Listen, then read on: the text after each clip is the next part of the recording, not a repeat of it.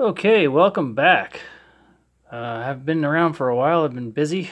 Just want to do a little update on the 1979 F-150 4x4. You guys that don't know, I've put the gas tank in, ran the lines. That was kind of fun. I never did it before.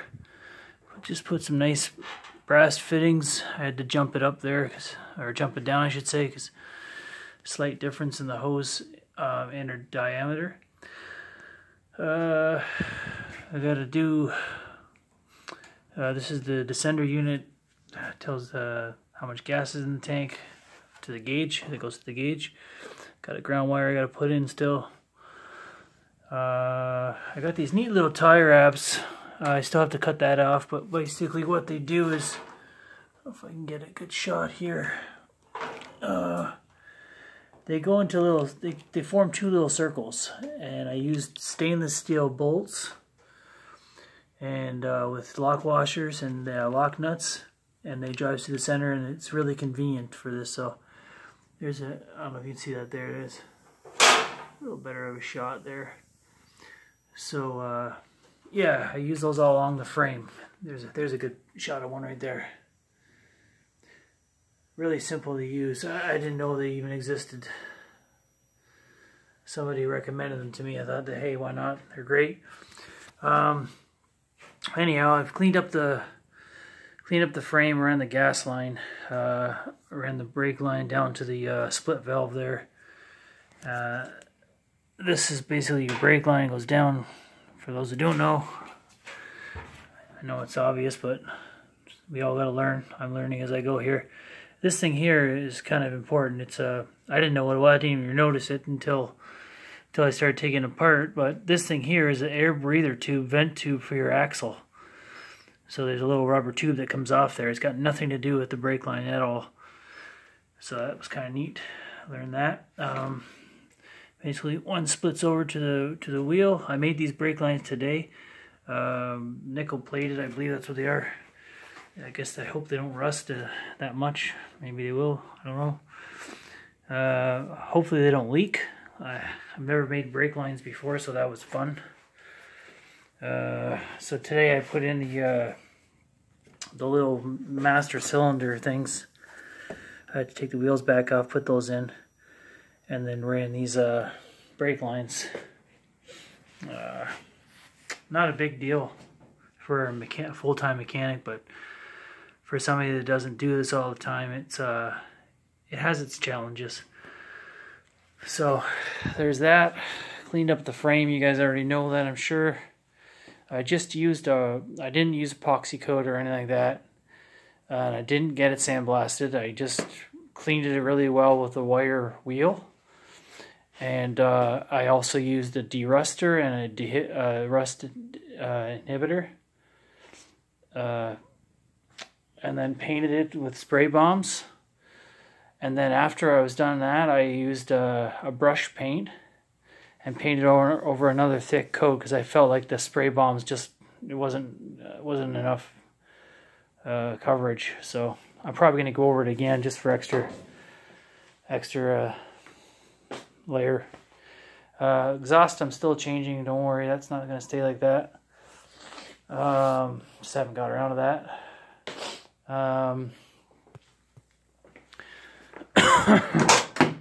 Cleaned up the interior a little bit. Used spray 9. The seat's actually really good. It's not ripped. The bottom section is ripped over by the driver's side, so I bought this mat that goes over top. It's supposed to go over the whole thing, but I thought, well, the leather up here, or the vinyl looks good up here, so just leave it, and I'll just cover the bottom section. I haven't actually wrapped it with the laces that they've provided, so it's a little sitting there a little flimsy looking, but that's that. So that freshens that up nice. Still got to put the stereo in, but I don't care. That's not on my priority list for things to do. Mainly is just getting everything ran with all the lines and whatnot. So I was just working on, that's why this coil's here, working on the so basically I gotta cut it I ran it all the way into the proportion valve way at the front of the cab, and then I gotta cut it, measure it, cut it, and then fit it in there. I gotta flare it, use the double flare tool, put that in there. And then I got a bunch of little tiny things I gotta do. I gotta make brackets for the hangers. I gotta make them out of aluminum, I think. I don't know yet. I haven't decided. Aluminum, something, I don't know. We'll figure it out. What else? I have not really great lighting up here, so I don't know if you guys can see in there or not, but I've done quite a bit of work. I changed the carburetor, changed the radiator, changed the upper and lower hoses of the rad, the coolant system, the thermostat, the water pump, the heater core. That was a bear to get out. The only way to get the heater core out is there's 3 bolts on this firewall here, and one of them is above the blower motor here, and one on the bottom that connects to this kind of whole assembly underneath the dash, and then there's another one right in behind right at the end of the head, down below in the center of the firewall. There's one bolt there. That's the only way to get that. You got to take that out, and then you got to disconnect your hoses. Obviously, drain your cooling system. That's really simple. And then once you do that, just come inside here, and then you got to fiddle around with 2 wires, two lines that control the vents. They're really simple to pop off, and then you kind of just got to play around until it wiggles out, and it comes out as a huge, like a 3-foot kind of big plastic kind of section, and it's all factory rivets. So I took it all apart and pieced it back together with, again, stainless steel washers and bolts. I'll show you those. Hold on a sec. I wish I could have taken a video of that. You guys would have thought that was kind of cool, I think. But I went to a hardware store, or not, sorry, nut and bolt specialty store, and I got a bunch of nuts and bolts. There's a perfect example. If you can see that, it's an Allen key little bolt, and I also put lock washers in there with it. These are peanuts. You know, if you're going to do this kind of work, don't bother, unless it's a structural thing where you need heavy-duty grade A bolts. You can use stainless steel. They won't rust, so why not? But I mean, I wouldn't recommend it on anything that you need for, it needs the structural integrity. Stainless steel is not as tough as regular grade A. In it here. So there we go. We're in the cab here. Shined up pretty good. Don't know what else to say. It runs pretty good. I got it idling pretty good. I've been learning a lot about this carburetor, not just you know, firing it up and not thinking about it at all. I mean, actually got down to all these little vacuum lines and kind of routed everything and kind of looked at it and then kind of made sense of it, and I have a good understanding of how it's running now. So I mean, I'm still learning. There's still some things to learn, but I like learning about this kind of stuff. It's fun stuff to learn. So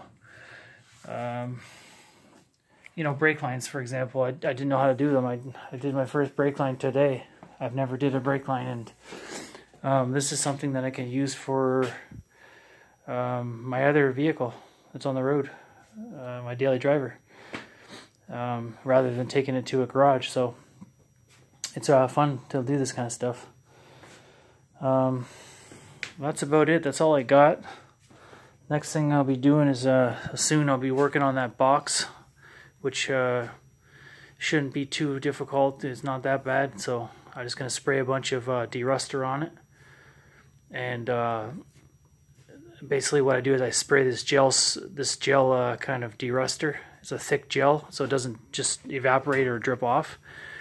And then I use saran wrap, and then I saran wrap the part where I gelled so it doesn't evaporate and drop off from gravity, and let it do its thing. So that's it for a couple days, and then I come back and then I scrape it off, and then I evaluate it, and then do it again. And that's been working for me. I don't have a sandblaster, and works for me. A lot of nuts and bolts I put in little cups and stuff like that with derusters. Let them sit there and then wire wheel them and all that jazz. So yeah, so I've been maintaining basically using a lot of these parts. I haven't bought new stuff. There's no need for it. Like, this was completely rusted.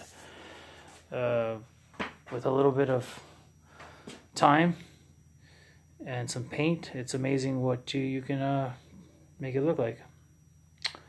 Anyhow, if you guys have any other questions or want to leave a comment below, got any ideas, or want to share some of your what you've done, and feel free, message me or leave a comment. Thanks, guys.